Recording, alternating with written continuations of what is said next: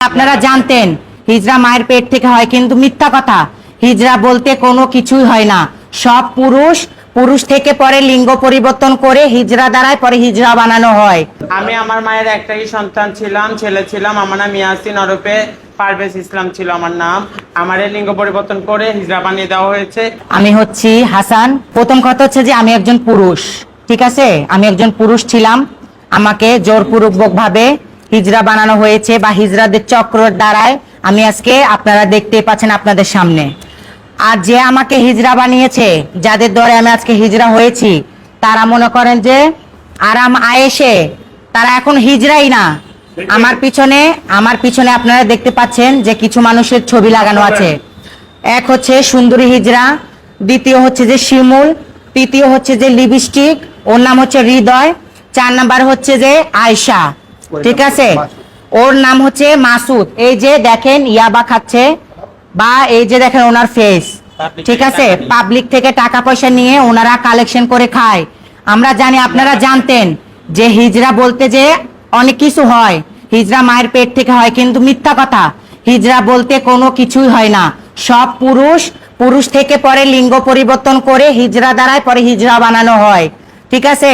আপনাদের কাছে এতটুকুই অনুরোধ, দেশবাসীর কাছে, আপনাদের বিয়ে বাড়িতে কোনো ফাংশন, গাড়ি বা ট্রেনে আপনাদের যেভাবে হেনস্থা, আপনাদের যেভাবে টর্চার করা হয় বা আপনারা যেভাবে টর্চারের শিকার হচ্ছেন প্রতিনিয়ত, আমরা চাচ্ছি এটা যেন বন্ধ হয়।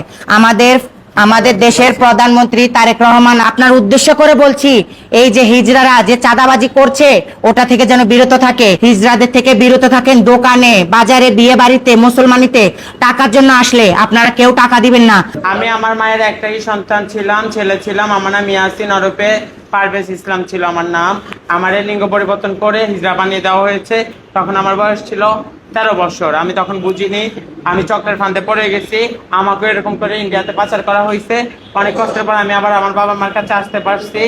আর প্রিয় দেশবাসী, আপনাদের কাছে বিনীত আবেদন, এখন আমরা ওরা সংখ্যার দিক থেকে 200-250 জন, আমরা মাত্র 3 জন। আমাদের আগেও এরকম অনেকে হিজড়াদের প্রতিবাদ করতে আসছে। কেউকে ধরে নিয়ে চুল কেটে দেওয়া হয়েছে, মারা হয়েছে, অত্যাচার করা হয়েছে, যার কারণে ভয়ে কেউ আসতেছে না মিডিয়ার সামনে। আমরা অনেক সাহস যোগে আসছি, কেন আসবো না? আজকে আমাদের জীবনটা কি? আজকে আমরা জিন্দা লাশ।